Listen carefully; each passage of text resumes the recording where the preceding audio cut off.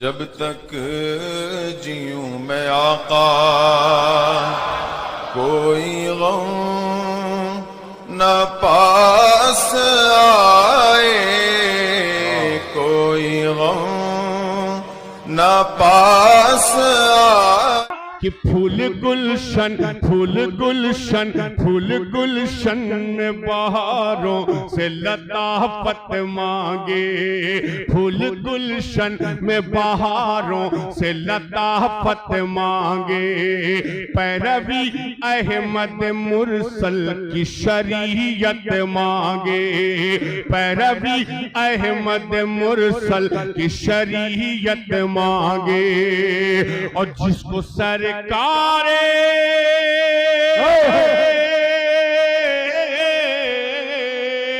جس کو سرکار دو عالم سے محبت ہی نہیں، جس کو سرکار دو عالم سے محبت ہی نہیں، جس کو سرکار دو عالم سے محبت ہی نہیں، اس کو کیا حق، اس کو کیا حق، اس کو کیا حق ہے کہ اللہ سے جنت مانگے۔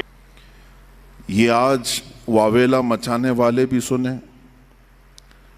کہ جیسی ہی اسلام اور مسلمانوں کا نام آئے گا تو ایک شوشہ اٹھاتے ہیں ہر جگہ سے کہ یہ مسلمانوں پر یہ الزام لگانے میں بہت جلدی کرتے ہیں کہ مسلمان عورتوں کو زور زبردستی کرتے ہیں، انہیں چار دیواری میں بند کر دیتے ہیں، انہیں پڑھائی سے محروم رکھتے ہیں، انہیں تعلیم سے دور رکھتے ہیں، اور نہ جانے کیا کیا شوشے چھوڑ کر کے۔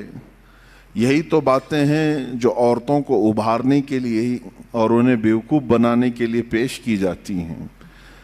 میں خواتین سے کہتا ہوں کہ تم ان کی باتیں سننے کی بجائے اپنی تاریخ کیوں نہیں پڑھ لیتی ہیں کہ کیا یہ جو آج بول رہے ہیں حقیقت میں ایسا ہی ہے؟ اگر ایسا حقیقت میں ہوتا تو کئی ہزار حدیثیں ماں عائشہ صدیقہ روایت نہیں کر رہی ہوتی، حدیث کی کتابوں میں ان کی روایت نہیں لی جاتی کہ علم اور یہ تعلیم سے ان کا کیا تعلق عورت کا۔ نہیں میرے عزیزوں، مکثرین صحابہ جنہوں نے کثرت سے حدیثیں روایت کی ہیں، اس میں حضرت عائشہ کا بھی مقام ہے، ان کا بھی مقام ہے۔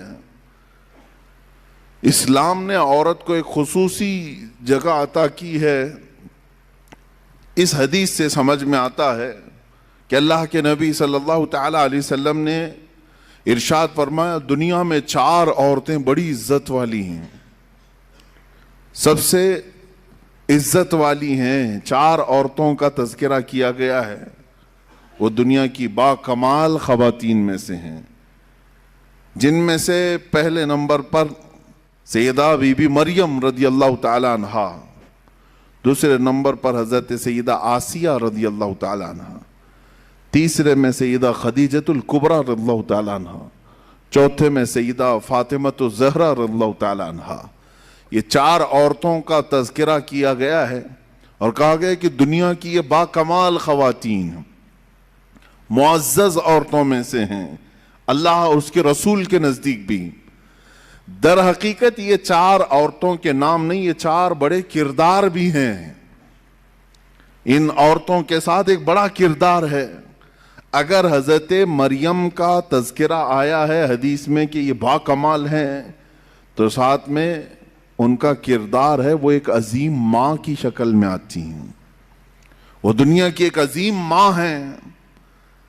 اگر سیدہ خدیجۃ الکبریٰ کا نام آتا ہے ایک با کمال خواتین میں، تو وہ ایک بہت ہی شفیق اور مہربان بیوی کی شکل میں آتی ہیں، جنہوں نے ہر وقت رسول پاک صلی اللہ تعالیٰ علیہ وسلم کے ساتھ وفا کیا، اپنے شوہر کے لیے ساری قربانیاں دیں۔ حضرت فاطمۃ الزہرا کا نام جب آتا ہے تو وہ ایک عظیم باپ کی عظیم بیٹی ہونے کا کردار ادا کرتی ہیں، ان کے کرداروں پر بھی توجہ ہونی چاہیے۔ حضرت سیدہ آسیہ رضی اللہ تعالیٰ عنہ دنیا کی ایک عظیم خاتون کے کردار میں ہیں۔ ان عورتوں کے کردار کو جب ہماری بچیاں پڑھیں گی تو یہ مغربی پروپیگنڈے سے نہیں بہکاوے میں آئیں گی، گمراہ نہیں ہوں گی۔ میں آج تاریخ کے جھروکوں میں سے چند ضرور سیرتیں آپ کے سامنے عرض کروں گا، جس سے ہمارے آنے والی نسلوں کو اور خصوصیت کے ساتھ ہمارے گھر کی بچیوں کو ایک حوصلہ پیدا ہو کہ ہماری تاریخ روشن ہے خواتین اسلام سے بھی۔ جہاں ہم مردوں کے بڑے بڑے کارنامے ذکر کرتے ہیں، الحمدللہ اسلام میں خواتین کے بھی بڑے کارنامے ہیں جنہوں نے اسلام میں بہت بڑا حصہ لیا ہے۔ اسی لیے قرآن عظیم میں ایک آیت ایسی آئی ہے جس میں دونوں کا تذکرہ آیا ہے، مرد کا عورت کا، مرد کا عورت کا، ساتھ ساتھ میں اللہ فرماتا ہے بے شک مسلمان مرد اور مسلمان عورتیں ہیں، بے شک ایمان والے مرد، اسلام اور ایمان کو الگ بیان کیا گیا ہے، مومن مرد اور مومنہ عورتیں ہیں، بے شک عبادت کرنے والا مرد، عبادت کرنے والی عورت، بے شک سچ بولنے والا مرد، سچ بولنے والی عورت، بے شک اللہ سے خوف کرنے والا مرد، اللہ سے خوف رکھنے والی عورت، اور اللہ تعالیٰ نے فرمایا اور جو تصدیق کرنے والا مرد اور تصدیق کرنے والی عورت، روزہ رکھنے والا مرد، روزہ رکھنے والی عورت، اپنی شرمگاہ کی حفاظت کرنے والا مرد، اپنے شرمگاہ کی حفاظت کرنے والی عورت، اللہ کا کثرت سے ذکر کرنے والا مرد، اللہ کا کثرت سے ذکر کرنے والی عورت، 10 قسم کی صفات بیان کر کے رب تعالیٰ فرماتا ہے اعد اللہ لہم مغفرۃ واجرا عظیما، یہی لوگ ہیں جن کے لیے اللہ نے بڑا اجر عظیم تیار رکھا ہے، یہی وہ لوگ ہیں۔ یہاں پر 10 صفات میں نے جو ذکر کیا اس میں عورتوں کو ساتھ ساتھ بیان کیا گیا ہے۔ اگر تم مسلمان ہو تو عورتیں بھی مسلمان ہیں، اگر تم مومن ہو تو عورتیں بھی مومن ہیں، اگر تم صادق ہو تو عورتیں بھی صادقہ ہیں، اگر تم صائم و روزے دار ہو تو وہ بھی صائمہ ہیں، روزے دار خواتین بھی ہیں، اگر تم اللہ کا ذکر کرتے ہو تو اللہ کا ذکر کرنے والی عورتیں بھی ہیں۔ میرے عزیزو، اسلام کو عظیم نونہال جو ملے ہیں، یقیناً کسی نہ کسی عورت کے گود میں پلے تو ضرور ہوں گے، ان کی ماؤں کا کردار ان کی تربیت میں ضرور ہے۔ ہم نے تاریخ کے بڑے بڑے بطل جلیل اور اولیاء کاملین مجاہدین کی زندگیوں کو دیکھا ہے جنہوں نے اپنے بچوں کی پرورش کیسے کی ہے۔ سیدنا غوث اعظم عبد القادر جیلانی رضی اللہ تعالیٰ عنہ، ماں کی تربیت ہمیں صاف نظر آتی ہے۔ سیدنا غریب نواز خواجہ معین الدین حسن چشتی رضی اللہ تعالیٰ عنہ، ماں کی تربیت وہاں پہ بھی نظر آتی ہے۔ بایزید بستامی، ان کے بھی ماں کی تربیت نظر آتی ہے۔ امام شافعی رحمۃ اللہ تعالیٰ علیہ، ماں کی تربیت وہاں بھی نظر آتی ہے۔ عزیزان گرامی، ان نونہالوں کو جو اسلام کے لیے عظیم تحفے کی شکل میں دیا، لاکھوں سلام ان ماؤں کی گودوں پر جنہوں نے ایسے سنہرے ہیرے ہمیں عطا کیے۔ یہ ایک آیت ہے جس میں 10 قسم کے لوگوں کا ذکر آیا ہے، 10 قسم کے مرد اور 10 قسم کی عورتیں۔ ان کے لیے اللہ نے کیا وعدہ فرمایا ہے سنیں۔ اللہ فرماتا ہے بے شک مسلمان مرد اور مسلمان عورتیں ہیں، بے شک ایمان والے مرد، اسلام اور ایمان کو الگ بیان کیا گیا ہے، مومن مرد اور مومنہ عورتیں ہیں، بے شک عبادت کرنے والا مرد، عبادت کرنے والی عورت، بے شک سچ بولنے والا مرد، سچ بولنے والی عورت، بے شک اللہ سے خوف کرنے والا مرد، اللہ سے خوف رکھنے والی عورت، اور اللہ تعالیٰ نے فرمایا اور جو تصدیق کرنے والا مرد اور تصدیق کرنے والی عورت، روزہ رکھنے والا مرد، روزہ رکھنے والی عورت، اپنی شرمگاہ کی حفاظت کرنے والا مرد، اپنے شرمگاہ کی حفاظت کرنے والی عورت، اللہ کا کثرت سے ذکر کرنے والا مرد، اللہ کا کثرت سے ذکر کرنے والی عورت۔ 10 قسم کی صفات بیان کر کے رب تعالیٰ فرماتا ہے اعد اللہ لہم مغفرۃ واجرا عظیما، یہی لوگ ہیں جن کے لیے اللہ نے بڑا اجر عظیم تیار رکھا ہے، یہی وہ لوگ ہیں۔ یہاں پر 10 صفات میں نے جو ذکر کیا اس میں عورتوں کو ساتھ ساتھ بیان کیا گیا ہے۔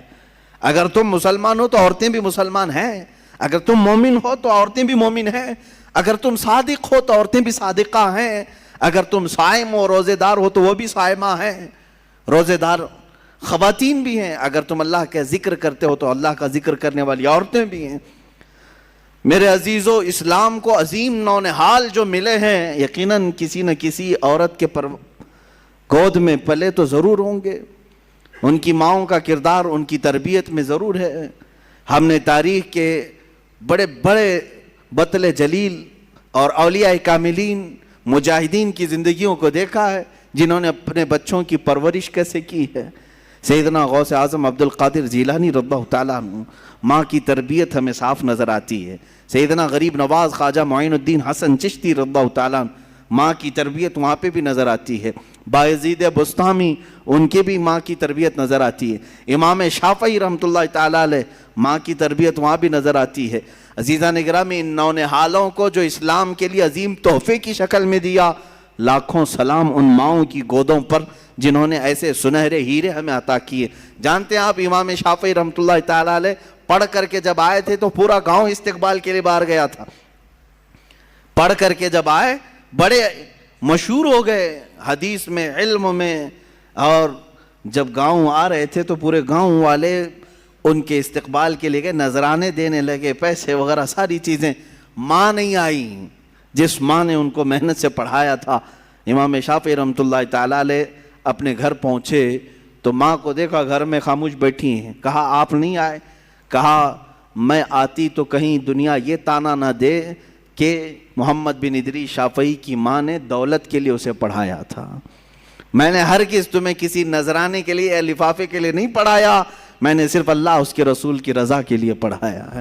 جو کچھ لوگوں نے تجھے دیا ہے اس کو گھر کے باہر رکھنا، اور جو کچھ میں نے اللہ کی بارگاہ میں عزم کیا ہے وہ میرا اور تیرا تعلق ہے۔ عزیزان گرامی، وہ عظیم مائیں ہیں جنہوں نے اپنے بچوں کے لیے قربانیاں دیں اور ایسے نونہال اسلام کو عطا کیے۔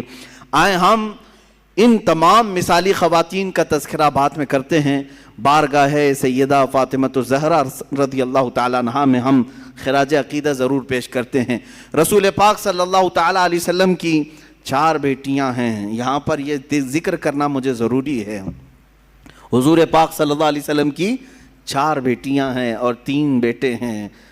یہ تمام مسلمانوں کو ازبر کرا دو کہ حضور کی اولاد کتنی ہے؟ 7 ہیں، 3 بیٹے اور 4 بیٹیاں۔ بیٹوں کی وفات بچپن میں ہی ہو گئی، کوئی 6 مہینے سے زیادہ نہیں رہے اس دنیا میں، اور بیٹیاں سب بڑی ہوئیں۔ سب سے بڑی صاحبزادی آپ کی سیدہ زینب رضی اللہ تعالیٰ عنہ، ان کے بعد حضرت رقیہ رضی اللہ تعالیٰ عنہ، ان کے بعد حضرت ام کلثوم رضی اللہ تعالیٰ عنہ۔ 4تھے نمبر پر سب سے آخری بیٹی حضور کی وہ سیدہ فاطمۃ الزہرا رضی اللہ تعالیٰ عنہ۔ 4 بیٹیاں ہیں اور 4 بیٹیوں کا تذکرہ ضروری ہے اہل سنت و جماعت کے موقف کے مطابق، اس لیے کہ اب بہت سارے لوگ حضور کی بیٹیوں کا بھی انکار کرنے لگ گئے ہیں۔ ہاں، باضابطہ ممبروں سے یہ اعلان کیا جا رہا ہے کہ حضور کی اور کوئی بیٹی ہی نہیں تھی، صرف حضرت فاطمہ تھی۔ کیوں؟ میں آپ کو بتاؤں، دوسری بیٹیوں کو اگر مان لیا نا انہوں نے کہ رقیہ بھی تھی، کلثوم بھی تھی، تو پھر حضرت عثمان غنی کو بھی ماننا پڑے گا، کیونکہ حضور صلی اللہ علیہ وسلم کے وہ بھی داماد ہیں، اور ان کو حضرت عثمان غنی ایک آنکھ نہیں بھاتے ہیں۔ یہ حضرت عثمان کا بغض ہے ان کے اندر، عداوت ہے، جس کی وجہ سے حضور کی بیٹیوں کا انکار کر دیا۔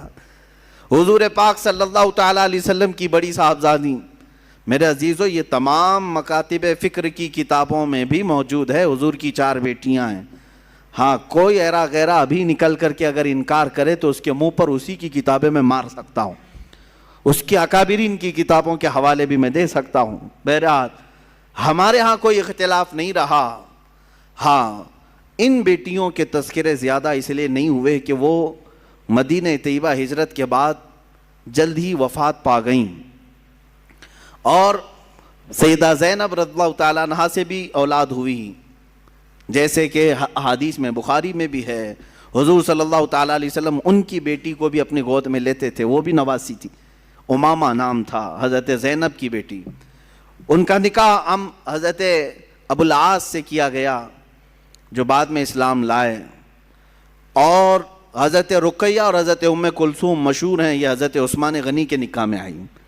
کنفیوز نہ ہونا کہ 2 بہنیں ایک ساتھ نہیں آئیں، بلکہ پہلے حضور صلی اللہ علیہ وسلم نے حضرت رقیہ کا نکاح حضرت عثمان سے کیا، اور وہ نکاح کے بعد بیمار ہوئیں، کافی دن تک بیمار رہیں، اور جنگ بدر میں جب میرے آقا تشریف لے گئے اس وقت حضرت عثمان غنی کو حضرت رقیہ کی عیادت کے لیے چھوڑ گئے۔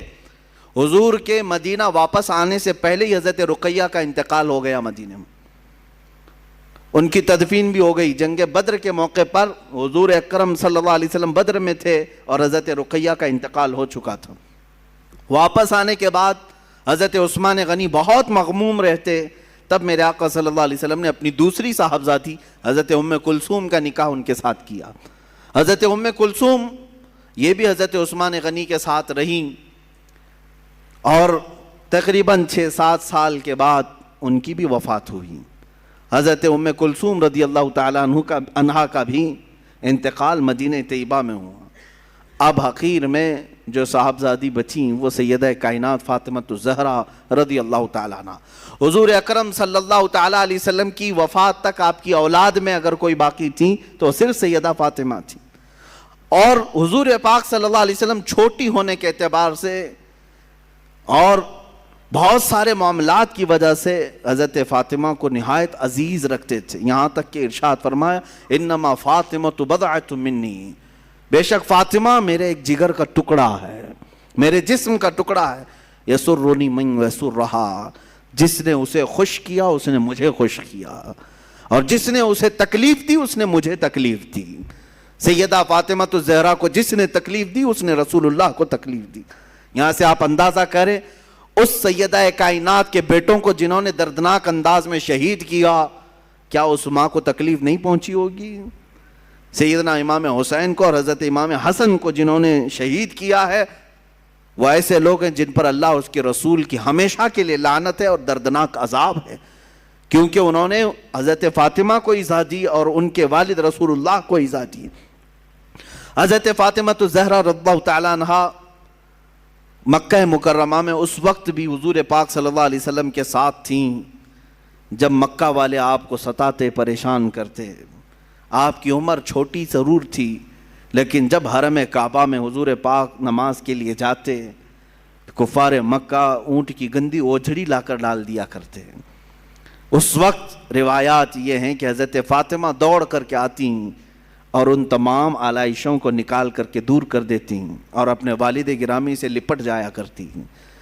حضور پاک صلی اللہ تعالیٰ علیہ وسلم کے شانہ بشانہ کھڑے ہونے والی ہر معاملے میں اور ہر چیز میں حضور اکرم صلی اللہ تعالیٰ علیہ وسلم کا ساتھ دینے والی حضرت فاطمہ ہیں۔ پوری زندگی بھر انہوں نے اپنی کوئی خواہش نہیں ظاہر کی کہ مجھے ایسا چاہیے مجھے ویسا چاہیے۔ لاڈلی بیٹیاں کیا نہیں مانگتی اپنے باپ سے، لیکن میرے آقا صلی اللہ تعالیٰ علیہ وسلم سید الانبیاء ہیں اور کائنات کے آقا و مولا ہیں، اپنی بیٹی سے نہایت محبت کرنے والے۔ اگر وہ بیٹی مانگ لے تو کیا رسول نہیں لا کر دے سکتے؟ لیکن سیدہ کائنات نے زندگی بھر کوئی ایسا سوال نہیں کیا۔ میرے آقا صلی اللہ تعالیٰ علیہ وسلم نے جو دیا اس کو لے لیا، بلکہ جب رسول پاک صلی اللہ تعالیٰ علیہ وسلم کو مکہ والے ستا رہے تھے، پریشان کر رہے تھے، جانتے ہیں جب آپ کا بائیکاٹ کیا گیا تھا، سوشل بائیکاٹ کیا گیا تھا مکہ میں، جب وہ بہت ہی چھوٹی سی تھیں، حضرت فاطمہ بہت چھوٹی تھیں، میرے آقا صلی اللہ علیہ وسلم نے 2.5 سال سے 3 سال کے درمیان پتے کھائے، چمڑوں کو پانی میں گلا کر کے کھایا۔ اس وقت بھی حضرت فاطمہ الزہرا نہایت ہی صابرہ تھی، کہیں ایسا نہیں کہ بڑی بڑی چیزوں کا سوال کرے۔ بچیوں کو اسی لیے ہم بار بار کہتے ہیں کہ حضرت فاطمہ کو کیوں نہیں پڑھتی؟ تمہاری بیجا خواہشیں کبھی تمہارے شوہروں کو گمراہ کرتی ہیں، کبھی تمہارے باپ کو حرام کمائی پر لے جاتی ہیں، تمہاری ناجائز خواہشیں، آج کی بچیوں کی بات میں کر رہا ہوں، تمہارے بھائیوں کو لوٹ مار کرنے پر مجبور کرتی ہیں، یا تو پھر تمہارے شوہروں کو غلط راستے پر جانے پہ مجبور کر دیتی ہیں۔ تمہاری خواہشات ہی تو ہیں بہت سارے مرد جس کی وجہ سے پریشان رہتے ہیں، کمائی نہیں ہے اور مانگ زیادہ ہے، پیسے اتنے آتے نہیں ہیں لیکن بیوی طلب زیادہ کرتی ہے، بیٹیاں مانگتی بہت ہیں۔ مجھے حیرت ہوتی ہے، افسوس ہے ان بچیوں کے لیے جو 18-20 سال اپنے ماں باپ کے ہاں پلتی ہیں، کھاتی ہیں، پیتی ہیں، اور پھر کسی اوباش کے ساتھ بھاگ کر کے چلی جاتی ہیں اور یہ کہتی ہیں میرے باپ نے تھوڑی نہ مجھے کچھ دیا ہے، یہ لونڈا ابھی جو آیا ہے اس نے مجھے 5,000 کا جوڑا دے دیا، 10,000 کا جوڑا دے دیا، فلاں دے دیا، معاذ اللہ۔ عزیزان گرامی، والدین کی نفرت یہ جو جوانی میں آ کر کے آتی ہے اس کی ایک وجہ میں بتاؤں، بچیوں کی تربیت صرف کھلونے لا کر، مٹھائیاں لا کر، اچھے خوبصورت کپڑے لا کر کے نہ کرو۔ اگر تم چاہتے ہو کہ تمہاری بیٹیاں صحیح سلامت رہیں تو بچپن سے ہی ان کے سینوں میں اللہ اس کے رسول کی محبت ڈالو۔ اگر تم نے ان کو اللہ اور اس کے رسول کے قریب کیا، اسلاف کی روایتیں پڑھائی، جوانی میں اللہ خود تمہاری محبت ان کے سینوں میں ڈالے گا، وہ ماں باپ کی قدر کرنے والی بنیں گی، اپنے والدین کا احترام کرنے والیاں بنیں گی۔ لیکن آج روتے ہوئے بہت سارے ماں باپ کو میں نے دیکھا ہے، کہتے ہیں حضرت ہم نے کیا نہیں کیا ان کے ساتھ، سب لا کر کے دے دیا ہے، اچھی اسکول میں پڑھایا، اچھی چیزیں لا کر دی، جو مانگتی تھی سب لا کر کے دیا، اور سب سے بڑی خواہش اس کو اچھا موبائل بھی لا کے دیا، بائک بھی دلایا، سب کیا، اس کے باوجود ہمیں ٹھکرا کر کے جا رہی ہے۔ میرے عزیز، تم نے سب دے دیا، یہ دنیا دیا اسے، لیکن بچپن سے کاش اسے اللہ اس کے رسول کی محبت دیا ہوتا۔ تو آج کے وقت دیکھو، دلوں میں محبت ڈالنا تمہارا کام نہیں ہے، دلوں میں محبت پیدا کرنا یہ اللہ رب العزت کی طرف سے ہوتا ہے۔ اگر تم اس کی محبت ڈالو گے تو تمہاری محبت اللہ اس کے سینے میں ڈالے گا، تمہاری اولاد کے سینے میں رکھے گا۔ میں بات کہتا ہوں سیدہ کائنات فاطمہ الزہرا رضی اللہ تعالی عنہا کی، جب آپ کے نکاح کا وقت آیا، حضرت علی کرم اللہ وجہہ الکریم کی طرف سے جب پیغام آیا، حضور اکرم صلی اللہ علیہ وسلم نے فوراً قبول کیا اور دونوں کا نکاح کیا، سادگی سے نکاح ہوا۔ تھوڑا سا جہیز جو حضور پاک صلی اللہ علیہ وسلم نے، ان کے جہیز کا لفظ جو استعمال کیا جاتا ہے، بعض لوگ اس کے جواز کے لیے اپنے سارے ساز و سامان اکٹھا کرنے کے لیے اس جہیز کا لفظ استعمال کرتے۔ بات در حقیقت یہ تھی کہ حضرت علی حضور کے ساتھ ہی رہتے تھے مدینے میں، جب ہجرت کر کے آئے تھے تو مدینے میں حضور کے ساتھ رہتے تھے، جب شادی ہوئی تو گھر الگ کرنا پڑا، تو جب نیا گھر لیا گیا تو حضور نے کچھ سامان دلایا، یہی جہیز ہے۔ بھائی نیا گھر دلایا جا رہا ہے، آج سے نئی زندگی وہ شروع کر رہے ہیں تو کچھ تو سامان لگے گا۔ میرے آقا صلی اللہ تعالیٰ علیہ وسلم نے وہ گھر میں برتنے کے جو سامان حضرت فاطمہ کو دلائے، اسی کو جہیز کا نام دے کر کے یہاں کروڑوں وصول کرنے لگ گئے۔ ہاں، یہاں تو 4 لوگ ایک ہی گھر میں رہتے ہیں پھر بھی جہیز لا رہے ہیں، بڑا بھائی بھی لایا، منجلا بھائی بھی لایا، تیسرا بھی لایا، اب تجوریاں رکھنے کی جگہ بھی نہیں ہے پھر بھی لایا۔ وہ نیا گھر بنایا گیا تھا حضرت علی کا، تو انہیں حضرت فاطمہ کے ساتھ رہنے کے لیے جو سامان دیا گیا میرے آقا صلی اللہ علیہ وسلم کی طرف سے، اور یہ بھی میں آپ کو بتاؤں کہ یہ جو سامان دیا گیا تھا، روایات میں ملتا ہے کہ حضرت علی نے جو مہر کی رقم دی تھی اسی رقم سے دلایا تھا۔ میرے آقا صلی اللہ تعالیٰ علیہ وسلم نے، حضرت علی رضی اللہ تعالیٰ عنہ نے جو مہر ادا کیا، اتنا مہر کوئی نہیں دینا چاہتا آج۔ مہر نظر نہیں آتا لیکن جہیز نظر آتا ہے۔ حضرت فاطمہ کا جہیز لوگوں کو معلوم ہے، حضرت علی کا مہر نہیں معلوم۔ 10,000 سے زیادہ ہو جائے تو جماعت میں جھگڑے چلتے ہیں، مہر اتنا زیادہ کیوں رکھا، اور جوڑا 25,000 کا عورت کی طرف سے ضرور چاہیے۔ تم 10,000 کا مہر اپنی اس عورت کو نہیں دینا چاہتے جس کے ساتھ پوری زندگی بتانے والے ہو، وہ اپنا پورا جسم تمہارے حوالے کر رہی ہے، 10,000 کا مہر نہیں دینا چاہتے۔ 786 روپے کو رکھو مولانا، بس اتنا ہی کافی ہے۔ 786 روپے میں پوری اس کی 50 سال زندگی خرید رہے ہو، پتہ نہیں کتنی زندگی، 50 ہے، 25 ہے، 40 ہے، جو بھی ہے۔ میرے عزیزو، مہر جو ہے اس کا شرعی حق ہے جو اس کی پوری زندگی کے لیے تم دے رہے ہو، یہ نہیں کہ خالی ایک رات کا یہ معاوضہ ہے یا ایک شادی کے دن کا کوئی نذرانہ ہے، پوری زندگی کا اس کا حق ہے۔ آپ انصاف تو کر کے دیکھو، آپ اس سے وصول کتنا رہے اور اسے دے کیا رہے۔ ہاں، شادی کے وقت جو تمہارے لیے اس کا باپ خرچہ کرتا ہے وہ پتہ نہیں کتنے لاکھوں میں چلا گیا۔ بہرحال میں اس عنوان پر نہیں جاتا۔ سیدہ کائنات فاطمہ الزہرا رضی اللہ تعالیٰ عنہ کی ایک بات مجھے یاد آتی ہے۔ حضور پاک صلی اللہ تعالیٰ علیہ وسلم ان کے پاس تشریف لائے. کہا فاطمہ تمہارا نکاح علی کے ساتھ کر رہا ہوں، منظور ہے؟ حضرت فاطمہ نے کہا بابا جان آپ جو فرمائیں منظور ہے. حضرت علی مہر کتنا دیں گے؟ حضور پاک صلی اللہ علیہ وسلم نے فرمایا 400 مسقال چاندی دیں گے. 400 مسقال چاندی، وہی زمانے کا حساب کیلکولیشن الگ ہوتا ہے. آپ کسی بھی دارالفتہ سے سوال کر کے پوچھ سکتے ہیں کہ اس وقت کیلکولیشن میں کتنا بیٹھتا ہے، اگر کسی کو شوق ہے تو. حضرت فاطمہ کا یہ مہر طے پایا، مہر مقرر بھی ہو گیا. بعض روایات میں یہ ملتا ہے کہ حضرت فاطمہ نے کہا اے اللہ کے نبی صلی اللہ علیہ وسلم یہ نکاح کس کی جانب سے ہو رہا ہے؟ حضور نے فرمایا اللہ کی طرف سے. اللہ تعالیٰ نے پسند فرمایا کہ تمہارا نکاح علی کے ساتھ ہو. تو حضرت فاطمہ کہتی ہیں تو پھر میرا مہر بھی اسی شان کے مطابق ہونا چاہیے. 400 مسقال چاندی. کہا میرا مہر بھی اس شان کے مطابق رکھیں جو اللہ تعالیٰ نکاح کر رہا ہے.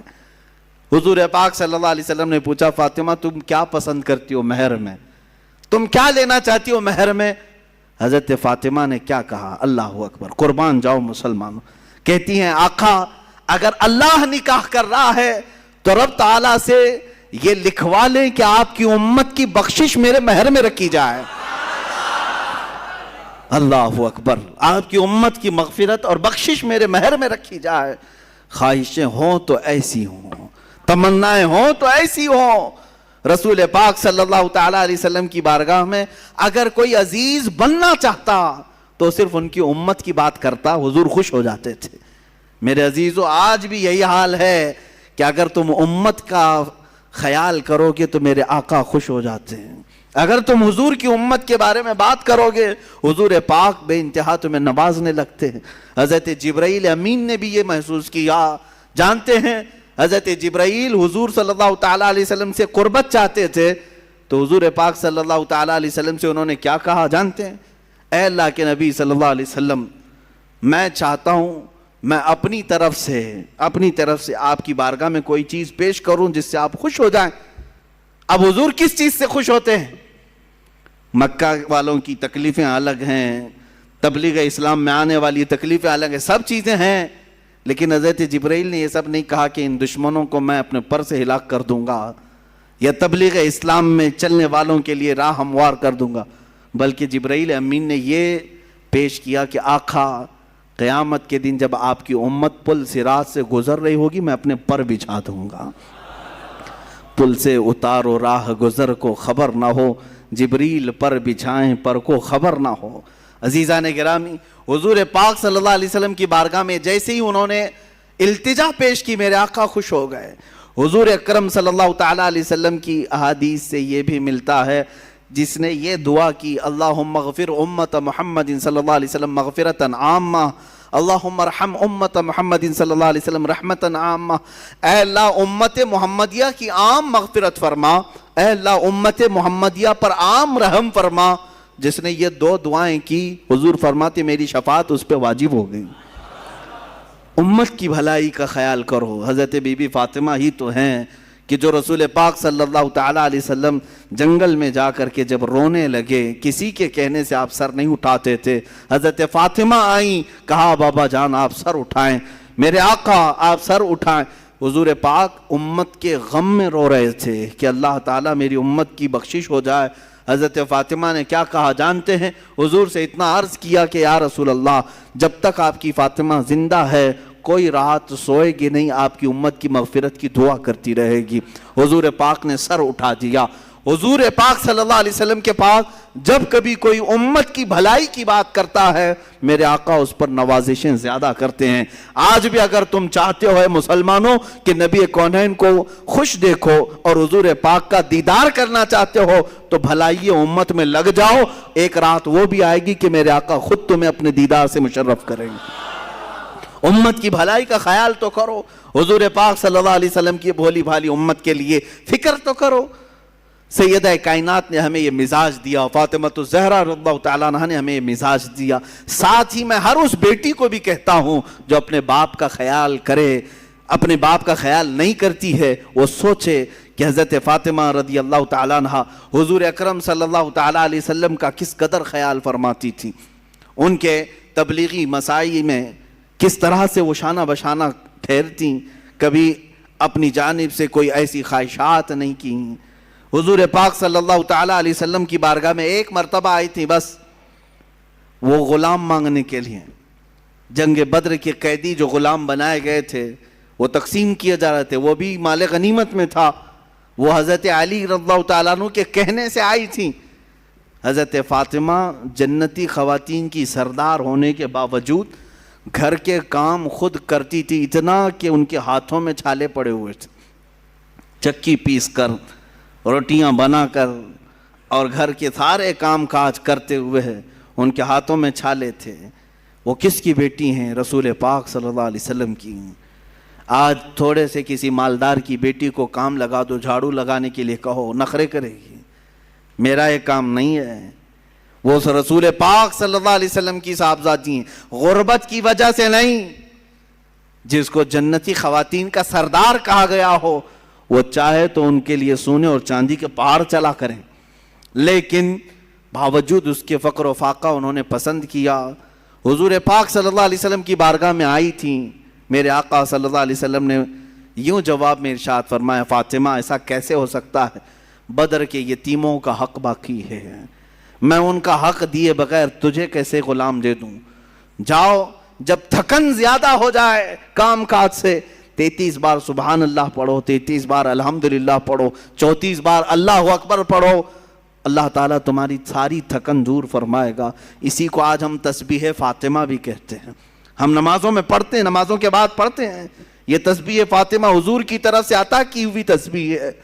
میرے عزیزو، سیدہ کائنات فاطمہ الزہرا رضی اللہ تعالیٰ عنہا کی اور زندگی پاک کے چند گوشے اگر میں آپ کے سامنے رکھوں، انہوں نے نہایت ہی پردہ داری، عفت کا خیال، عزت کا خیال اس طرح سے فرمایا کہ اعلیٰ حضرت یہ کہہ رہے ہیں اپنے سلام کے شعر میں، جس کی آنچل کو نہ دیکھا مہر و ماہ نے، چاند اور سورج نے بھی ان کی آنچل کو نہیں دیکھا، وہ سیدہ کائنات ہیں فاطمہ الزہرا رضی اللہ تعالیٰ عنہا۔ زندگی تو یوں گزاری، وقت وفات بھی انہوں نے وصیت کی تھی کہ میرے جنازے کو کھلے طور پر نہ لے جانا۔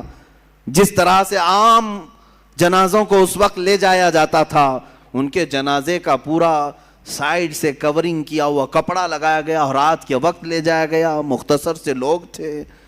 حضرت سیدہ فاطمہ الزہرا رضی اللہ تعالیٰ عنہا وفات کے بعد بھی اپنی قبر اطہر میں مدفون ہوئی، اور روایت میں یہ ملتا ہے قیامت کے دن بھی، قیامت کے دن جب سارے محشر کے لوگ کھڑے ہوں گے، تب ایک فرشتہ ندا دے گا، غضوا ابصارکم فإن فاطمة بنت محمد تمر على الصراط، اے لوگوں اپنی آنکھیں نیچی کر لو، اس لیے کہ محمد عربی صلی اللہ علیہ وسلم کی بیٹی فاطمہ پل صراط سے گزر رہی ہیں، جنت کی طرف جا رہی ہیں۔ اور روایات میں بتایا گیا ہے وہ 70,000 عورتوں کے ساتھ جا رہی ہوں گی۔ کس شان سے جا رہی ہوں گی؟ ایسے گزریں گی جیسے بجلی کی چمک تیزی سے چلی جاتی ہے، پل صراط پر اتنی تیزی سے وہ گزر جائیں گی۔ محشر کے میدان میں بھی جن کی طرف دیکھنے کو منع کر دیا گیا، وہ کیسا پردہ رہا ان کی زندگی کا، اور وہ کون خوش نصیب خواتین ہوں گی جو 70,000 کی جھرمٹ میں شامل ہوں گی۔ کہا گیا یہ وہی ہوں گی جنہوں نے زندگی فاطمہ الزہرا کی کنیز بن کر کے گزاری ہیں، ان کی زندگی پاک کو نہایت عزیز رکھتی تھی۔ میرے عزیزوں، وہ خواتین ہزاروں کی تعداد میں ہو سکتی ہیں، اللہ تعالی ہماری بچیوں کو اس جھرمٹ میں جگہ عطا فرمائے، ہماری بیویوں کو، ہماری ماؤں کو، ہماری بہنوں کو مولا اس جماعت میں جگہ عطا فرمائے۔ سیدہ کائنات فاطمہ الزہرا رضی اللہ تعالیٰ عنہا کی زندگی پاک کے بعد اب میں تھوڑی سی بات یہ عرض کرنا چاہتا ہوں میری قوم کی بچیوں سے کہ آج کے حالات کے پیش نظر جس طرح کے پروپیگنڈے پھیلائے گئے ہیں، جس طرح کا ماحول یہاں پر بنایا جا رہا ہے، آج ہمارے قوم کی بچیوں کے لیے امتحان کی گھڑی آ گئی ہے، آزمائش کا وقت آ چکا ہے۔ آج درندے دندناتے ہوئے تمہاری عزتوں کی طرف نوچ کھانے والی نگاہوں سے دیکھ رہے ہیں، منظم پلاننگ کی طرف اور منظم منصوبہ سازی کے ساتھ ہماری بچیوں کو اغوا کیا جا رہا ہے، اٹھا لے جایا جا رہا ہے اور انہیں اپنے ہاں لے جا کر کے بیاہ کیا جا رہا ہے۔ ان تمام چیزوں میں میں کہتا ہوں کچھ لڑکیاں بھولی بھالی ہوتی ہیں، صورت پر آ گئی اور شیطانی چال کو دیکھ کر کے فریفتہ ہو گئی. میں سمجھتا ہوں یہ انہی گھروں کی بچیاں ہیں جن کے گھروں میں کبھی فاطمۃ الزہرا کا تذکرہ نہیں کیا جا رہا ہوگا، یا بچپن سے ان کی تربیت میں کوئی کوتاہی کی گئی ہوگی. ورنہ جس کے سینے میں محبت مصطفیٰ ہو، عشق مصطفیٰ ہو، اور ایک عظیم گھرانہ جس میں قرآن کی تلاوت ہو رہی ہو، احادیث کا درس ہو رہا ہو، وہاں کی بچیاں اس طرح کا قدم نہیں اٹھاتی. اگر اٹھاتی ہیں تو اللہ تعالیٰ غیب سے ان کی مدد بھی فرمائے گا. آج بڑی ذمہ داری کے ساتھ میں کہتا ہوں، ہمارے ہاں جو ماحول پیدا کیا جا رہا ہے بچیوں کے لیے، یہاں جتنے لوگ ہیں وہ الرٹ ہو جائیں. آج کچھ درندے یہ اعلان بھی کرنے لگ گئے، دیکھ رہے ہیں آپ، کھلے عام پوسٹر لگا رہے ہیں. اتر پردیش میں کچھ گنڈے اس طرح کی بھی بات کر رہے ہیں کہ ہم اس سال 2100 مسلمان لڑکیوں کو ہمارے ہاں بہو بنائیں گے، ہندو بنا کر کے لائیں گے اور اپنے حساب سے ان کی شادیاں رچائیں گے. یہ علل اعلان کیا جا رہا ہے. یہی بات اگر میں کہہ دوں تو پھر آتنکی ہو جاؤں گا. اگر ہمیں ضرورت نہیں ہے، ہم اپنے نوجوانوں کو اس طرح کھلے چھوڑنا بھی نہیں چاہتے کہ جاؤ اٹھا لاؤ. میرے عزیزو، ہم چاہتے بھی نہیں. ویسے بہت سارے نوجوان ہیں اسی کام پر لگے ہوئے رہتے ہیں. اسلام اس طرح کی تبلیغ نہیں کرتا کہ کسی کے باپ کے کسی کی بیٹی کو اغوا کر کے لے آئے اور زبردستی اپنے بستر کا اسے سامان بنائے. ہمارے ہاں یہ طریقہ نہیں ہے. ارے یہاں نکاح بھی ہوتا ہے تو پہلے قاضی عورت سے ہی پوچھ کے آتا ہے تو راضی ہے یا نہیں. بغیر رضا کے تو دولہے سے بھی نہیں پوچھا جاتا کہ قبول ہے کہ نہیں. پہلے تو خاتون سے ہی ہمارے ہاں پوچھنے کا رواج ہے، اور اگر اس کی رضا نہ ہو تو نکاح بھی نہیں. ہم زور زبردستی کے قائل ہی نہیں ہیں. کسی کو اغوا کر کے لے جانا، اٹھا کر کے لے جانا، زبردستی بہو بنانا، اگر یہ کام ہو رہا ہوتا تو پتہ نہیں سب صفایا بھی ہو چکا ہوتا. ایسا نہیں ہے. میرے عزیزو، یہاں پر ان بچیوں کے لیے میں کہتا ہوں کہ کچھ ایسے حالات بنائے جائیں گے، شکل و صورت اس پر کبھی مت جانا. فرمایا گیا کہ ایک نوجوان کی شکل میں شیطان آتا ہے. ابلیس لعین ایک خوبصورت نوجوان کی شکل میں آتا ہے عورتوں کے پاس. اچھے بال، اچھا چہرہ، اچھے کپڑے، جو اپنی طرف موہ لے. تو لڑکیاں اگر شہوت کے ساتھ اس کی طرف دیکھنے لگ گئیں تو فرمایا گیا النظر سہم من سہام الشیطان، یہ آنکھ جو ہے شیطان کے تیروں میں سے ایک تیر ہے. نظر جو پڑتی ہے، شہوت کے ساتھ جو نظر گئی، شیطان وہاں تیر چلا دیتا ہے. جو نوجوان تمہیں بھاگ گیا، یہ ضروری نہیں کہ وہ انسان ہی ہے، وہ شیطان بھی ہوتا ہے. شیطان کوئی لمبے سینگ والا، بڑی پونچھ والا، پر والا نہیں ہے کہ ایسی شکل میں آئے گا تب تم ڈر کے بھاگو گی. شیطان تو ایک اچھے نوجوان کی شکل میں بھی آتا ہے، خوبصورت لڑکوں کی شکل میں آتا ہے، اور مردوں کے پاس خوبصورت لڑکیوں کی شکل میں آتا ہے. جب یہ بہک جاتے ہیں، گناہ کر لیتے ہیں، تب چلا جاتا ہے، بھاگ جاتا ہے. اچھے اچھے پرہیزگاروں کی شکل میں آ جاتا ہے اور تمہارے ایمان کا سودا کرنے لگ جاتا ہے. میرے عزیزو، بنی اسرائیل کی وہ حکایت مجھے یاد آتی ہے جس میں اس نے ایک بڑے عابد کا تقوی بھسم کر دیا. بہت بڑا عابد، نیک، اپنے صومعہ سے نکلتا نہیں تھا. صومعہ اس کو کہتے ہیں جہاں عبادت کرنے کی جگہ ہوتی تھی پہلے بنی اسرائیل میں، اس کے باہر وہ کبھی نہیں نکلتا تھا. 4 بھائی تھے، ایک بہن تھی قریب میں. وہ چاروں بھائی تجارت کے لیے جا رہے تھے، بہن اکیلی گھر میں تھی. کہا کس کے حوالے کر کے جائیں گے؟ تو اس عابد، اس پرہیزگار شخص کے پاس آئے چاروں بھائی. کہا ہم اپنی بہن کو چھوڑ جا رہے ہیں، آپ صرف خیال رکھنا، آپ نظر رکھنا. اس نے کہا ہاں ٹھیک ہے. وہ چلے گئے. نظر رکھنے والا عابد نکلتا نہیں تھا. ایک دن ایک بزرگ آئے، وہ بزرگ یہی ابلیس لعین ہے. آ کر کے اس نے دروازے پر کہا کہ تیرے بھروسے ایک نوجوان لڑکی کو چھوڑ گئے ہیں، وہ گھر میں بیچاری اکیلی پک رہی ہوتی ہے اور بہت زیادہ اکتا جاتی ہے، کبھی کبھار بات تو کر لو، سو خیریت تو پوچھو. یہ اپنے صومعے کے دروازے تک آیا بس، اور وہاں سے اس کو پکار کر کے کہا. وہ لڑکی اپنے دروازے پر آئی، ایک دوسرے کو دیکھا اور بات چیت کیا، خیر خیریت پوچھا، یہیں تک تھی بات. لیکن شیطان یہیں سے اپنے کام شروع کرتا ہے. اس کے بعد دوسرے دن یہ عابد اور بات چیت شروع کر دیا. یہاں سے یہ سلسلہ اتنا بڑا کہ اس کے اندر عبادتوں کی جو طلب تھی وہ کم ہونے لگی. ابھی اپنے صومعہ سے نکل کر کے اس کے گھر بھی جانے لگا, جا کر کے گھنٹوں بات چیت کرتے رہے. وہ وقت بھی آیا جب اس نے اس کے ساتھ زنا بھی کر لیا, اس ایک نوجوان خاتون کے ساتھ, کیونکہ یہ شادی نہیں کرنے والا تھا, پوری قوم کے نزدیک یہ نہایت عابد ہے, پرہیزگار ہے.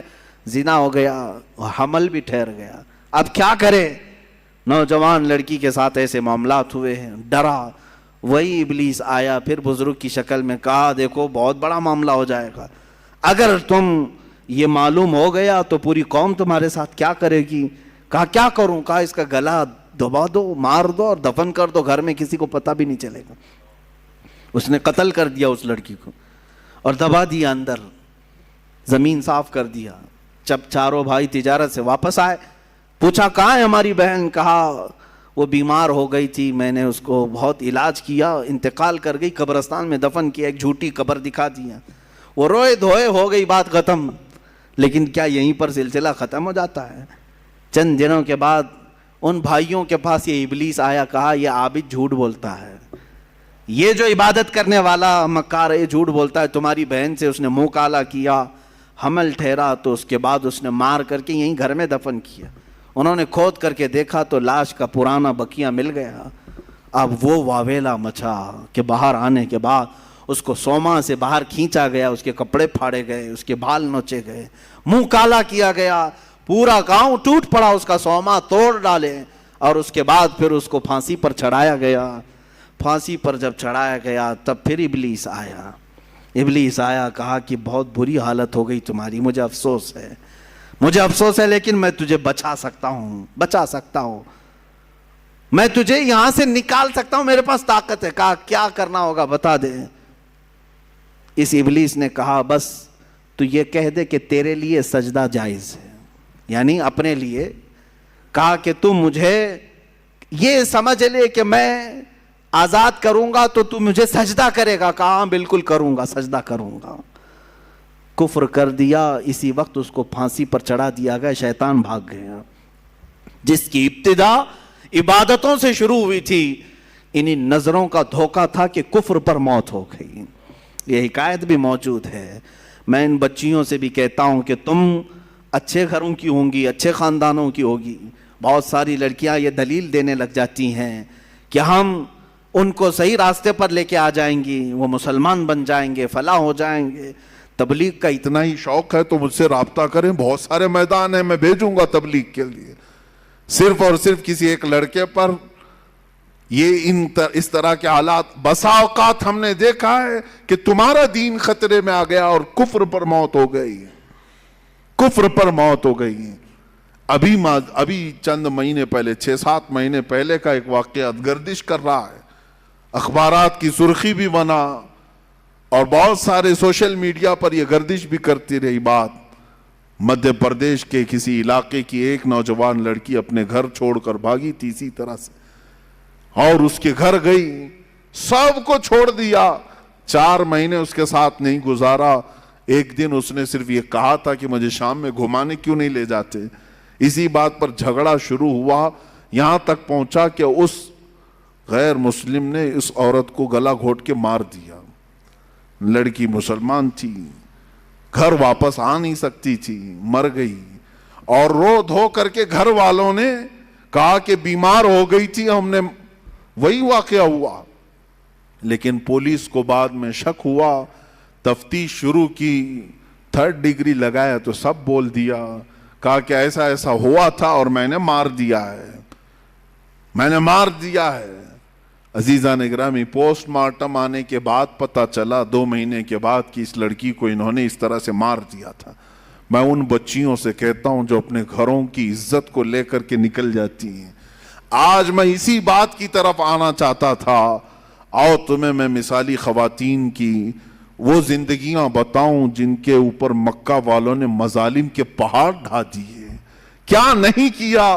اس سیدہ سمیہ کو لاکھوں سلام, جن کو گھر سے گرفتار کر کے مکہ کے کافروں نے بیچ بازار میں لایا اور گھوڑے کی ٹانگوں سے باندھ دیا. کہا سمیہ چھوڑ دے اپنے دین کو, اگر خواہشات उन औरतों के दिलों में भी होती तो छोड़ देती। मक्का के बड़े बड़े रईस उनको अपनाने के लिए तैयार थे, बड़े बड़े पैसे वाले अपने लिए अपने घर को उनको बुलाने के लिए तैयार थे। सैयदा सुमैया उस वक्त भी अहद अहद कहती रही, मेरा अल्लाह एक है, मेरा अल्लाह एक है, इसके अलावा मैं किसी बात का इकरार नहीं करूंगी। उनको इतना मारा सैयदा सुमैया को, अबू जहल खबीस मरदूद ने उनकी शर्मगाह पर नेजा मार करके उन्हें शहीद किया। तुम्हें मालूम है पूरी इस्लाम की तारीख उठा करके देखना, इस्लाम में सबसे पहले शहीद होने वाली अगर कोई है तो सैयदा सुमैया है। वो औरत है जिन्होंने जान पेश कर दिया, दीन नहीं दिया, दीन नहीं बेचा। हजरत फकीहा, हजरत नहदिया, हजरत जुन्नैरा, ये वो सहाबियात हैं जो बांदियां थीं या गुलाम थीं, लेकिन बहुत मारी गई हैं, बहुत तकलीफ उठाई गई।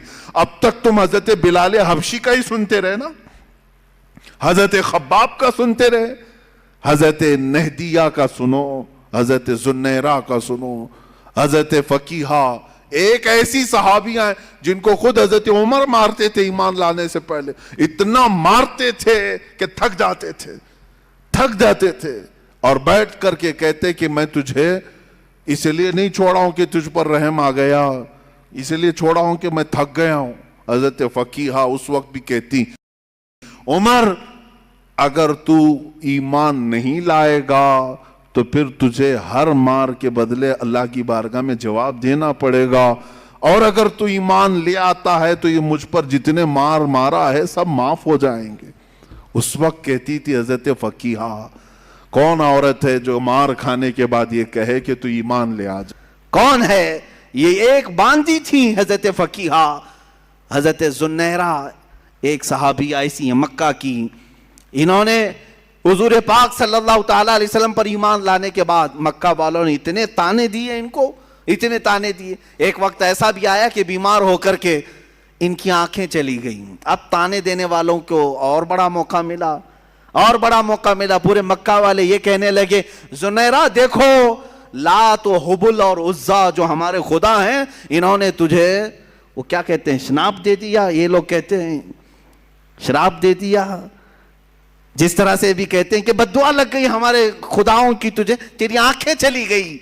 हजरत जुनैरा टस से मस नहीं हुई, मुस्कुराती थी और कहती थी, मेरी आंखें जिसने दिया था उसने लिया, तुम्हारे खुदाओं को तो अपने आसपास की भी खबर नहीं होती, उनकी खुद की आंखें नहीं दिखती, वो मेरी आंखें क्या लेंगे। दूसरे औरतें बहुत जल्दी इन बातों की तरफ आ जाती हैं, अरे कहीं ऐसा तो नहीं है कि हकीकत में जो कह रहे हैं कि फलां की बद्दुआ लग गई, अब शगुन हो गया, फलां हो गया। उनकी आंखें चली गई थी, तब भी वो ईमान पर कायम थी। यहाँ बच्चे रोने लग जाएं, 3-4 दिन सताने लग जाएं तो आ जाते हैं, कहा कि हजरत हमने सुना है कि इसका नाम कोई सख्त हो गया है, इसकी वजह से ये ऐसा सता रहा है, परेशान कर रहा है। पूछा नाम क्या है? कहा हुसैन है। कोई सख्त नाम है? वो औरतें भी आई जिन्होंने अपनी बच्चियों का नाम ज़ैनब रखा, कहा हजरत नाम का तो कुछ असर नहीं हो रहा है। माज़अल्लाह रब्बिल आलमीन, इस्लामी नाम रखे हो, अंधविश्वास कहां से तुम्हारे अंदर आया है? हाँ, बुरे नाम अगर रखे हो तो फिर बदलो, लेकिन इस्लामी नाम अगर हैं तो बीमारियां तो आती जाती रहती हैं। नामों से बीमारी अगर आनी होती, नामों से ही जानी होती, तो शायद सारी दुनिया वाले एक ही नाम रखते, आज एक ही नाम रखते कि हाँ जो साफ सुथरा हो, जिस नाम से कभी बीमारी नहीं आती, सारे लोग वही नाम रखते। ऐसा नहीं है। ये इस तरह की अंधी अकीदतें जो दाखिल की गई। हजरत जुनैरा इस सहाबिया से हमें मिलता, आंखें चली गई तब भी वो ईमान पर इस तरह कायम थी और कहती, मुझे ईमान लाने की वजह से आंखें नहीं गई हैं, तुम्हारे खुदाओं को आस पास का होश नहीं होता, वो मेरी आंखें क्या लेंगे। हजरत उम्मे शरीक एक सहाबिया ऐसी हैं, मक्का वालों ने, उनके खानदान वालों ने, उनके ददियाल ननिहाल दोनों खानदानों ने मिलकर के क्या किया जानते हैं?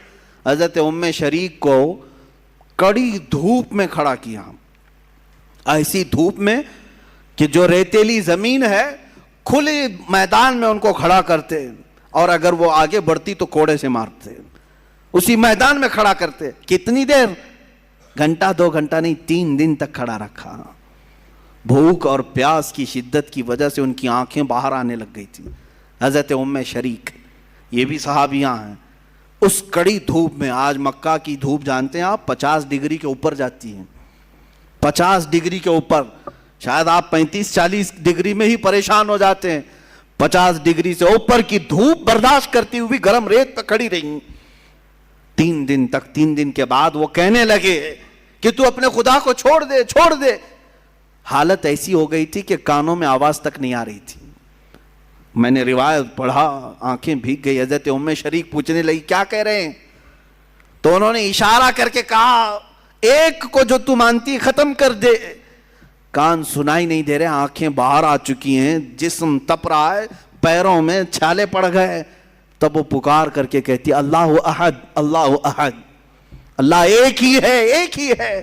کوڑے مار مار کر کے ان کو زخمی کر دیا تھا حضرت ام شریک رضی اللہ تعالیٰ عنہ کو. اور جانتے یہی وہ صحابیہ ہیں. حضرت ام سلیم، کتنی صحابیات کی میں بات تمہارے سامنے رکھوں. حضرت ام سلیم ایک وہ صحابیہ ہیں حضور پاک صلی اللہ علیہ وسلم جن کے گھر آرام کرنے کے لیے جاتے تھے، جو حضور پاک صلی اللہ علیہ وسلم دھوپ کے یا گرمی سے پسینے ہوتے تو وہ قطرے جمع کر کے رکھتی تھی. یہ حضرت انس کی ماں ہیں جنہوں نے حضور کے پسینے کو جمع کر رکھا خوشبو کے لیے. اور روایات یہ بتاتی ہیں ان کی 7 پشتوں تک وہ خوشبو آتی تھی. وہ ام سلیم جب ان سے نکاح کے لیے ابو طلحہ نے پیغام بھیجا، وہ ایمان لائے ہوئے نہیں تھے، ایمان لائے ہوئے نہیں تھی. آج کے حالات کے مطابق میں عرض کر رہا ہوں، ام سلیم کیا کہتی ہیں؟ ابو طلحہ کو بہت پسند کرتی تھی، خوبصورت تھے ابو طلحہ، بہت ہی کڑیل جوان بھی.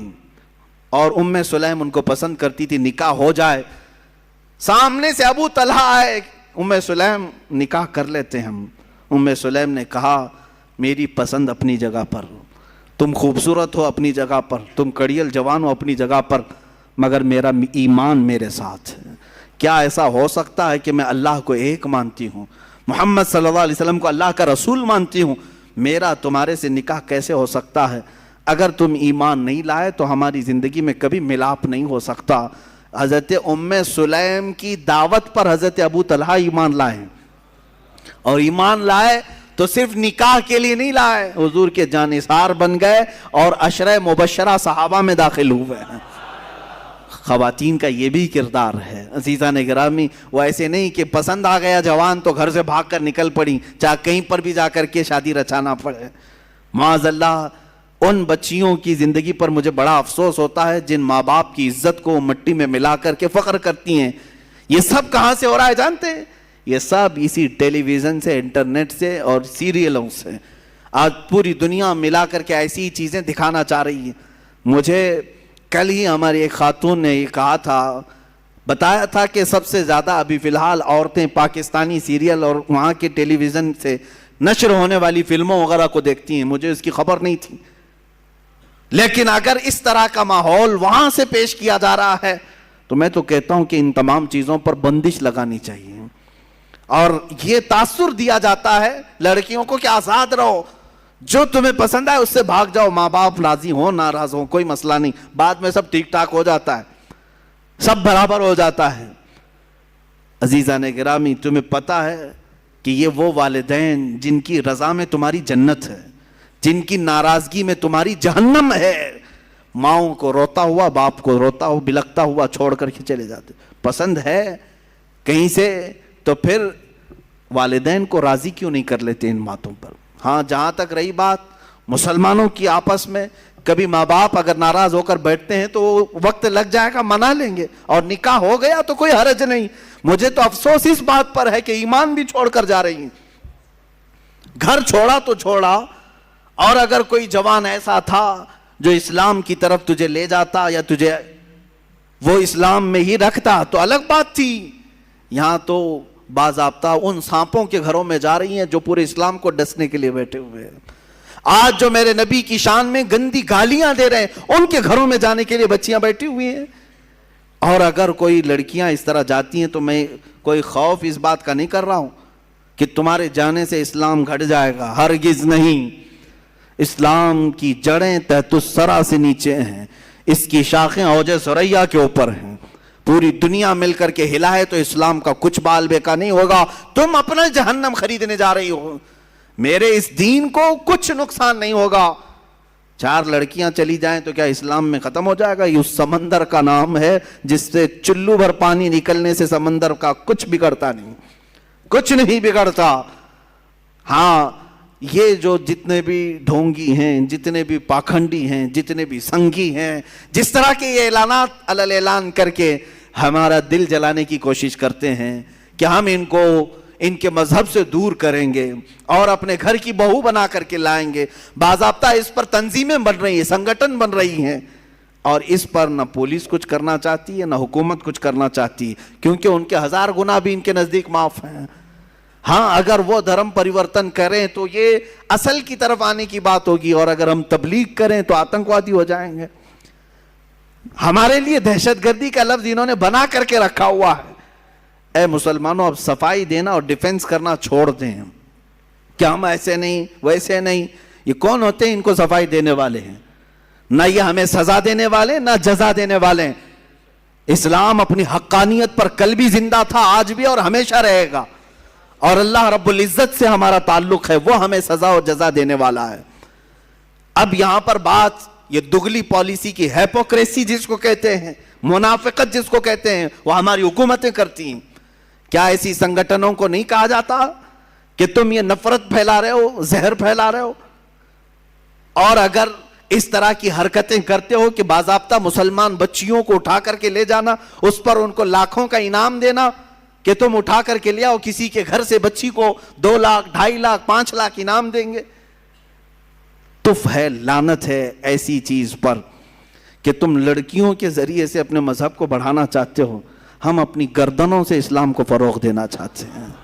ہاں یہ نیچ طریقے سے نہیں, کسی اس طرح کے ہلکے طریقے سے نہیں جو یہودی کرتے رہے, عیسائی کرتے رہے, اپنی بیٹیاں سجا سجا کر کے دیتے رہے, یا دوسروں کی لڑکیوں کے ذریعے سے گھستے رہے.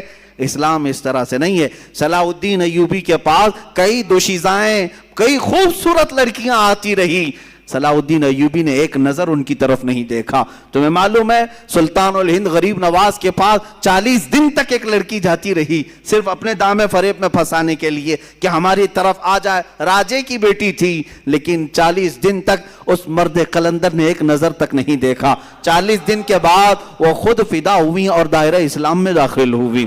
عزیزان گرامی وقار, یہ ہماری تاریخ رہی ہے. ہم کسی کے گھروں میں چھید ڈال کر کے, سوراخ مار کر کے اٹھانا نہیں چاہتے. ہاں انشاءاللہ العزیز تم لے جانا چاہتے ہو, بہو بنانا چاہتے ہو, جس طرح کی حرکتیں پیدا کر رہے ہو, انشاءاللہ اب ہمارا پیغام عام ہوگا. دیکھنا یہ جوان جب غلام مصطفیٰ بنے گا, ایک ایک نہیں 4 ساتھ آئیں گے انشاءاللہ, آئیں گے انشاءاللہ. ہاں یہ بیوی بنانے کے شوق سے نہیں کہہ رہا ہوں.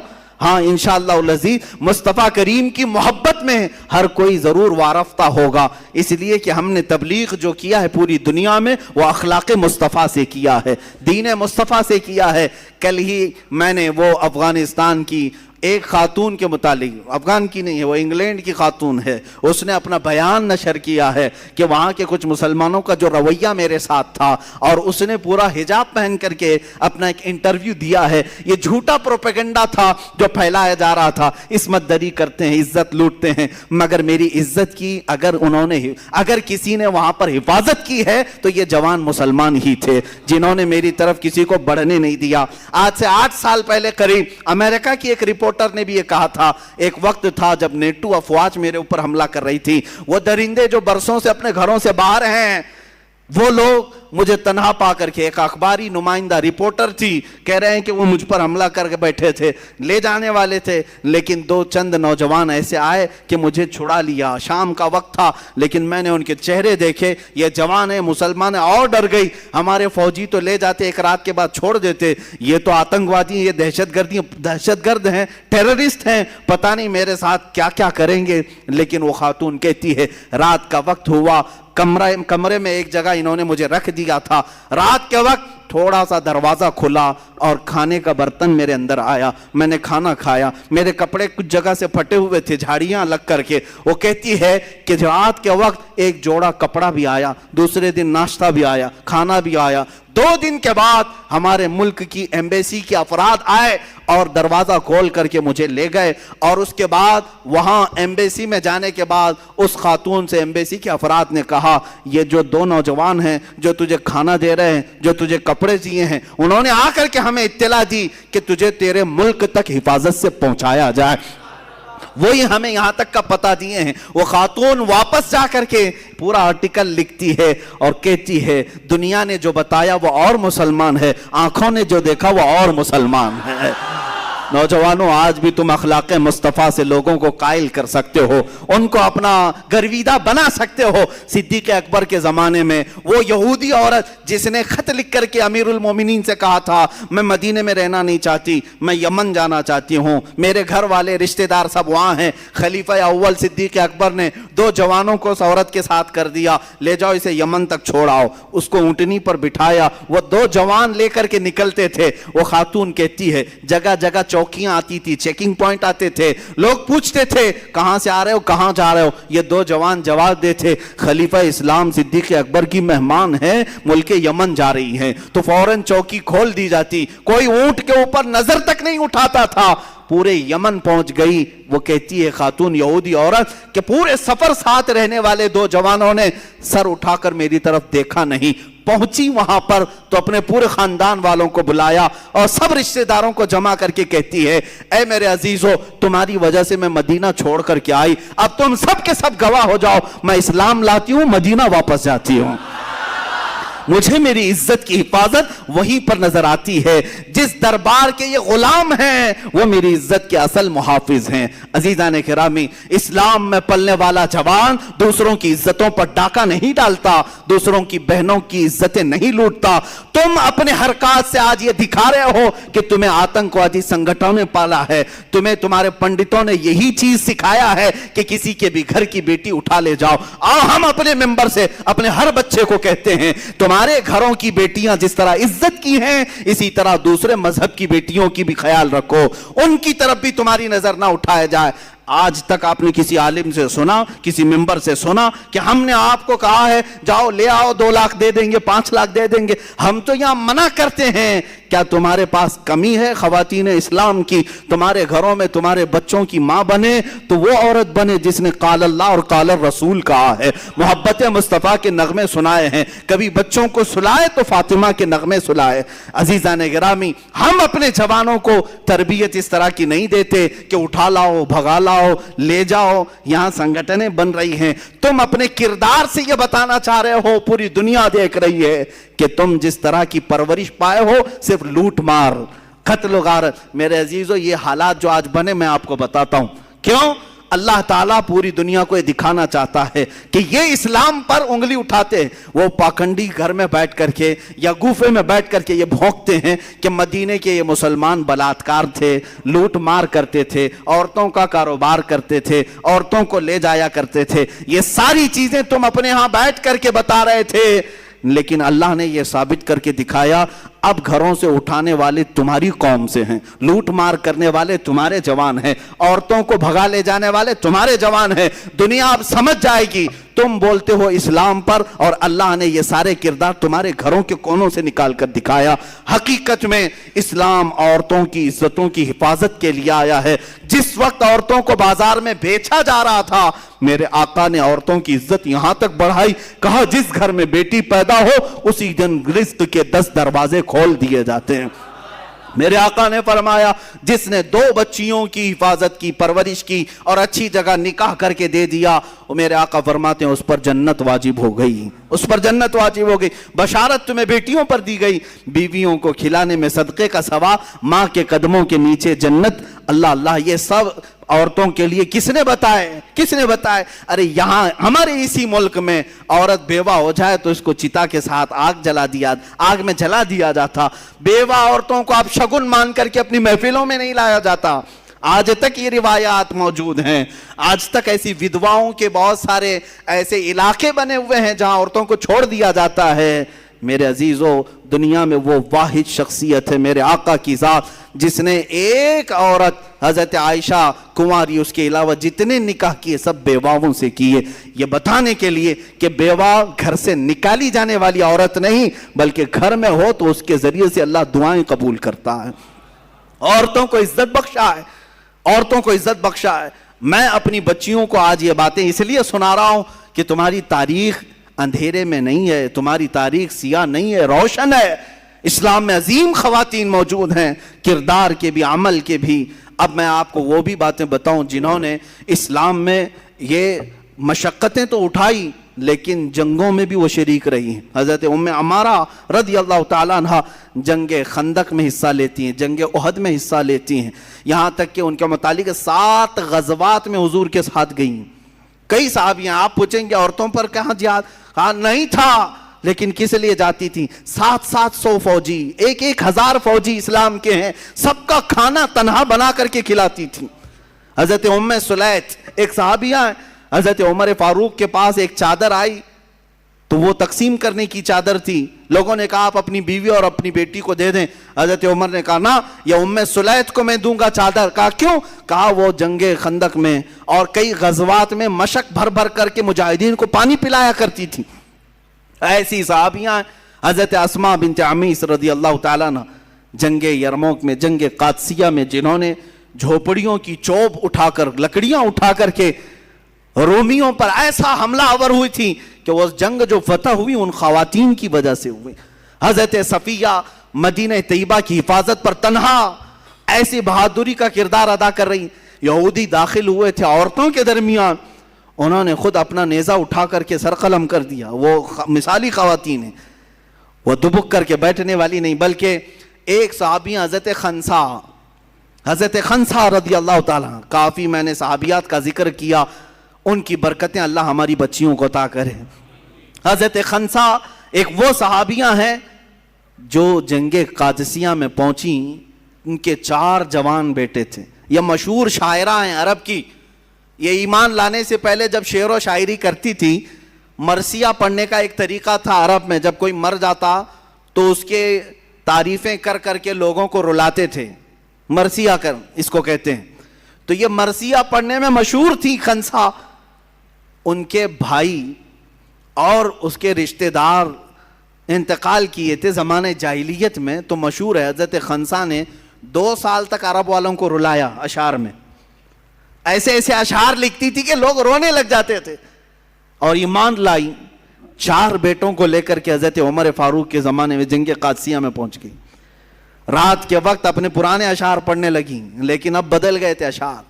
اپنے بیٹوں کو کہتی تھی تمہاری ماں نے کبھی بدکاری نہیں کی، تمہارے باپ نے کبھی خیانت نہیں کی۔ اے جوانوں، اگر تم دین مصطفیٰ کے کام آ گئے تو خنسا کا سر بلند ہوگا۔ وہ رات بھر اشعار پڑھتی رہی، صبح جب اٹھے جنگ شروع ہوئی۔ وہ بڑی گھمسان کی جنگ تھی۔ شام سے پہلے لوگوں نے آ کر کے بتایا حضرت خنسا کو کہ تمہارے 4 بیٹے شہید ہو گئے، 1 نہیں 2 نہیں 3 4، اور سب میں یہ خبر پھیل گئی کہ اب حضرت خنسا کیسے کیسے اشعار بیان کریں گی۔ بھائی کے مرنے پر 2 سال عرب کو رلایا تھا، 4 بیٹے مرے، اب کیا کہے گی؟ سب آ کر کے جب پوچھتے ہیں کہ خنسا 4 بیٹوں کی لاش پر تم کیا مرثیہ پڑھو گی، سب کو جمع کرتی ہیں اور کہتی ہیں میرے غم پر اور مرثیہ پر اشعار سننا چاہتے ہو، سنو۔ ہر بیٹے پر میں کہتی ہوں انا للہ و انا الیہ راجعون۔ اب اسلام میں آ چکی، ایمان لائی ہوں، بے شک ہم اللہ کے لیے اور اللہ ہی کی طرف لوٹنے والے ہیں۔ 4 بچے جوان دے کر کے بھی وہ جو ثابت قدم رہی۔ عزیزان گرامی، ان خواتین پر لاکھوں سلام، ان کی تربتوں پر کروڑوں سلام۔ آج اپنے قوم کی بچیوں کو جاتے جاتے یہ درس ضرور دوں گا کہ تم ٹی وی سیریل اور اس طرح کی بھیانک جرائم کی کتابیں پڑھ کر کے اپنے کردار کو آگے نہ بڑھاؤ، اپنی زندگی کو آگے نہ بڑھاؤ۔ تم اگر کچھ دیکھ کر کے آگے بڑھنا چاہتی ہو تو سیدہ کائنات کی سیرت کو اٹھاؤ، سیدہ خدیجۃ الکبریٰ کی سیرت اٹھاؤ۔ انٹرنیٹ تمہارے ہاتھ میں بھی ہے، موبائل تمہارے ہاتھ میں بھی ہے، کبھی یہ سرچ کر کے کیوں نہیں دیکھتی اسلام میں خواتین کا کیا کردار ہے، اسلام میں عورتوں کی کیا قربانیاں ہیں؟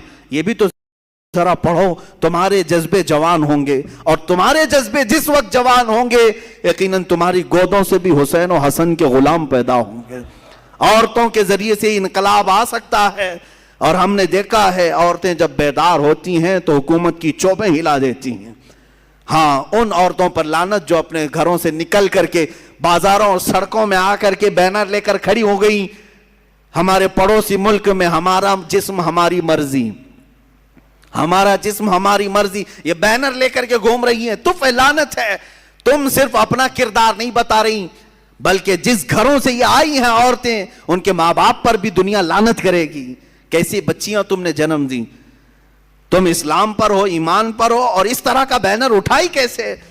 میں یہ کہنا چاہتا ہوں الحمدللہ ہندوستان کی مسلمان خواتین اب بھی اس سے محفوظ ہیں۔ اب تک ہمارے آزاد اس طرح کا ماحول ہونے کے باوجود بھی ابھی ہماری خواتین اس طرح سے نہیں نکلی، اللہ کبھی نہ نکالے۔ لیکن بچیوں کے لیے جو جال بچھائے جا رہے ہیں، جو منصوبے بنائے جا رہے ہیں، اس سے میں الرٹ کرنا چاہتا ہوں۔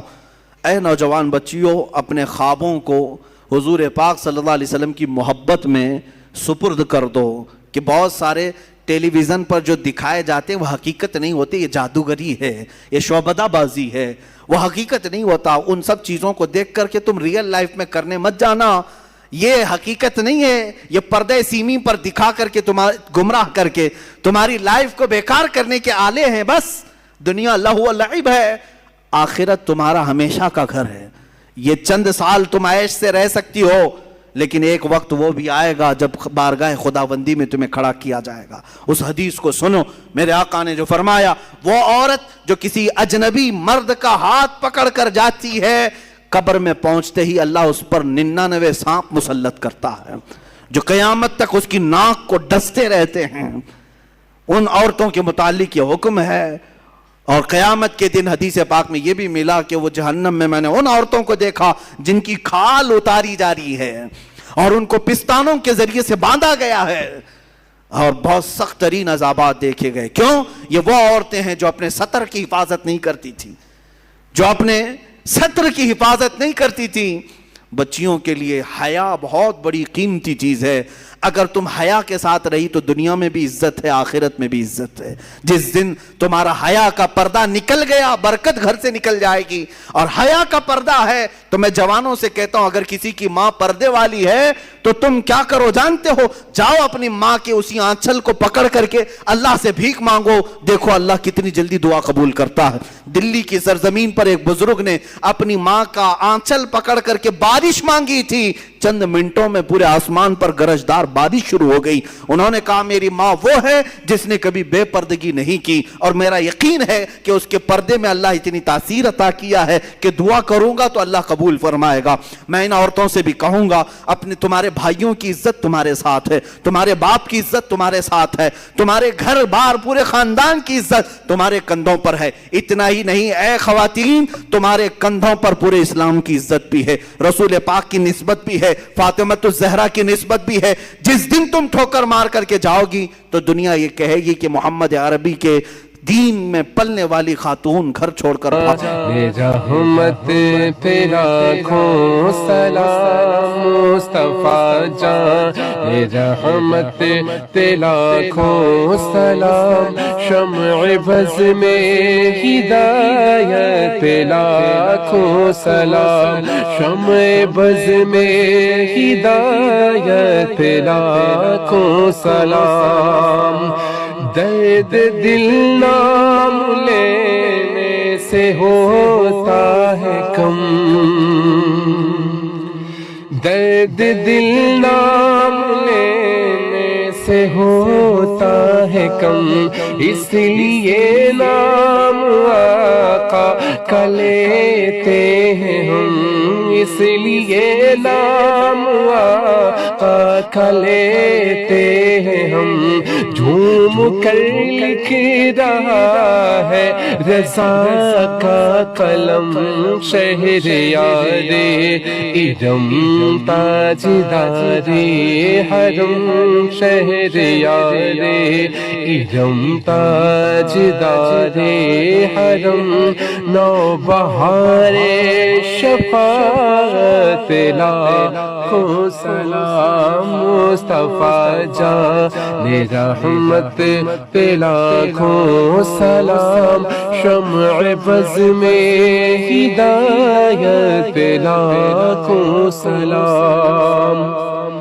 سب رسولوں میں افضل ہے آقا کی شان، سب رسولوں میں افضل ہے آقا کی شان، حق تعالیٰ نے ان پر اتارا قرآن، حق تعالیٰ نے ان پر اتارا قرآن، کھول دی سامنے پتھروں نے زبان، دور و نزدیک کے سننے والے وہ کان، دور و نزدیک کے سننے والے وہ کان، کان لالے کرامت پہ لاکھوں سلام، مصطفیٰ جان رحمت پہ لاکھوں سلام، مصطفیٰ جان رحمت پہ لاکھوں سلام، شمع فض میں ہدایت پہ لاکھوں سلام، شمع فض میں ہدایت پہ لاکھوں سلام۔